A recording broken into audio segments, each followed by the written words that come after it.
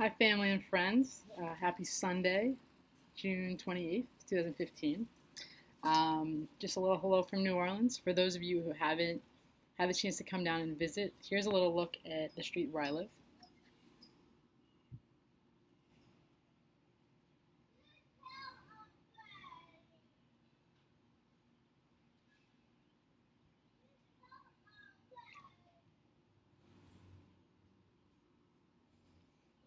And I just got off the phone with Nicole, and we were talking about Friday's ruling of legalization of same-sex marriage nationwide. And she was asking how it went down here Friday for me specifically. And she mentioned that a couple people back home too were interested to hear how it went. And so I decided to make a video just because I think this is important to hear. And it didn't go well. Some people were very accepting. I had positive conversations with some people, but one particular gentleman, it went extremely poorly. And I just wanted to share just a little perspective. I know I don't share a lot regarding my sexuality. I still keep that pretty closed off. People don't really ask me about it. I know many people know I'm gay, but I rarely get asked, hey, are you seeing anybody? So on a funny topic, this is one of the first posts that I saw when I woke up in the morning. And I'm going to try to copy it in here.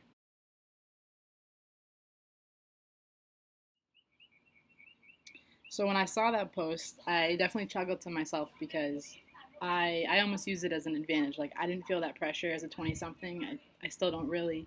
I'm sure it will take a little bit of a while, but I'm sure I'll start to feel it. People in my family, they don't ask me if I'm seeing anybody, but the rest of my siblings get pestered all the time.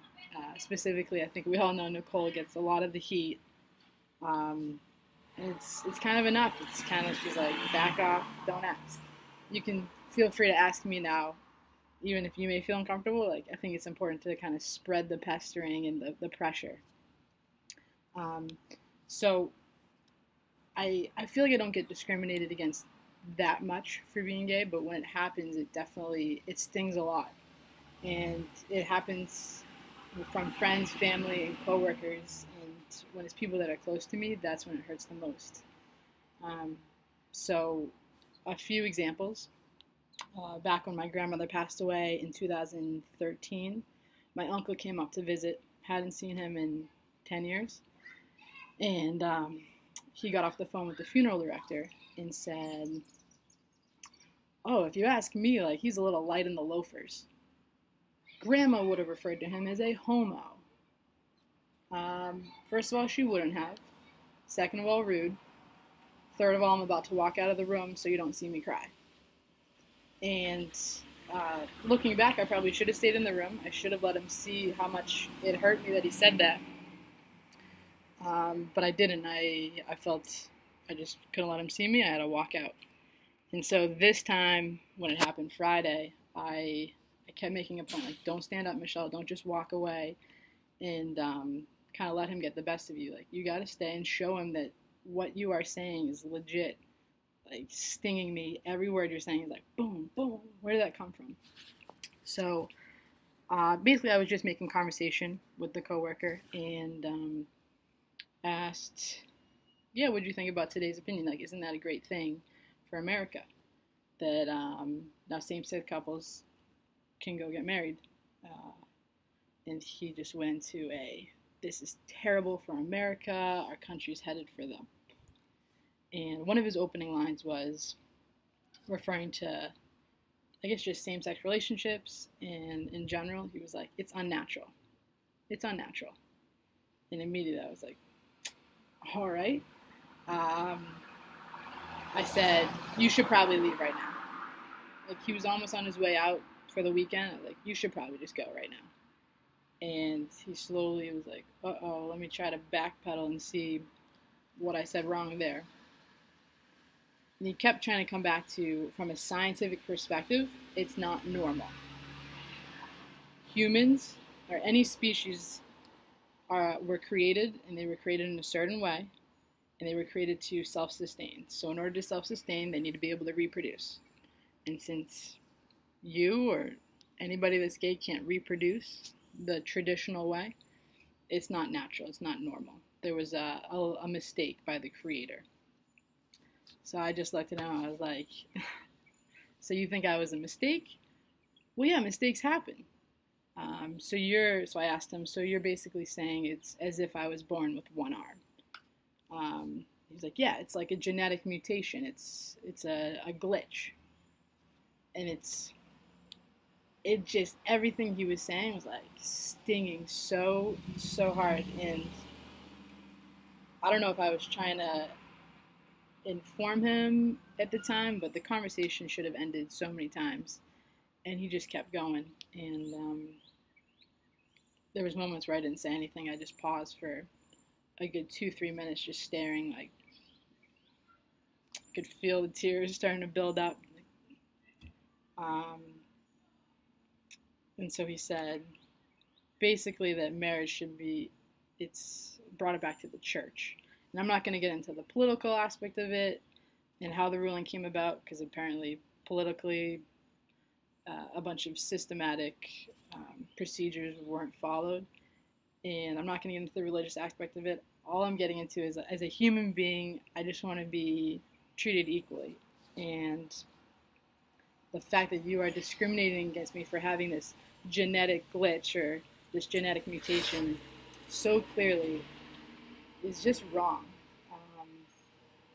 And he would say like stuff like, "Oh, no judgment on you," but morally, I just don't believe in it. So ipso facto, you are judging me. So clearly, that conversation with the coworker wasn't anywhere in the direction that I thought it was going to head or where I wanted to head. But that's pretty much where it ended on Friday. We went separate ways, and I think the worst part is that this particular gentleman I see as a father figure in the office, very much a mentor. I value his opinion and his work ethic, and he's brilliant, absolutely brilliant in so many aspects of life. So for me to sit there and just hear these opinions that so clearly were throwing darts at me, or at least I felt they were, it's just the worst. So we'll see how tomorrow goes. Obviously, I'm going to go in trying to be professional, and I'm not going to bring up this conversation at all. I don't think it's meant to happen in the workplace. I think enough's enough there. But aside from the workplace, so we had my uncle clearly making a derogatory comment, coworker, but even close friends. I don't think people realize it, but there are a point where the joke gets a little bit too far. I'm all for a good joke. I'm all for a good laugh, but I went to a wedding recently, and people were kind of joking like, "Benj, it's a wedding, like you have to wear a dress." No, I don't. I look pretty damn good in a dress, so that's why I wore one, but if I wanted to, I don't have to. And plenty of people showed up to that wedding that were females that did not wear dresses, and that's okay. So at the time, I'm sure you don't think that it hurts, but those little comments, like, they do sting. And just kind of be more aware of what you're saying, and if you really are being all-inclusive, or if you're trying to put judgment on somebody and force them into something that they need to make the decision on their own. So aside from those three examples, I don't want this video to be seen as a negative thing and a backlash and, oh, how could they say that, blah, blah, blah. I actually, now that I've had a couple days to sit and think about it, I actually really want it to be kind of a thank you video, and to thank everybody that I've come across in my life that has really treated me as an equal. And when I came out back when I was 22, I think I started to treat myself a lot better, and in turn, people actually treated me even better than they already were. So if anything, I think people did a great job of just keeping the relationship that we had always had, and not really changing. Like, I'm still Michelle Benjamin. We still have the friendship that we have. We still have the relationship that we have. And some of them are even better than they were. And I want to thank people for even family members who maybe wouldn't approach the subject, sat me down and they were like, "I just want to let you know that we absolutely love you. Nothing's going to change. I'm so glad that you were able to do this and to be honest to yourself." And those are conversations that I typically wouldn't have with those particular family members. But I could see that they were going out of their comfort zone to really be all inclusive and to make me feel accepted in the family. Um, so thank you again to all my friends, family, and strangers, people don't even know. I really, really appreciate that you still treated me as Michelle or Benji, whoever you want to call me.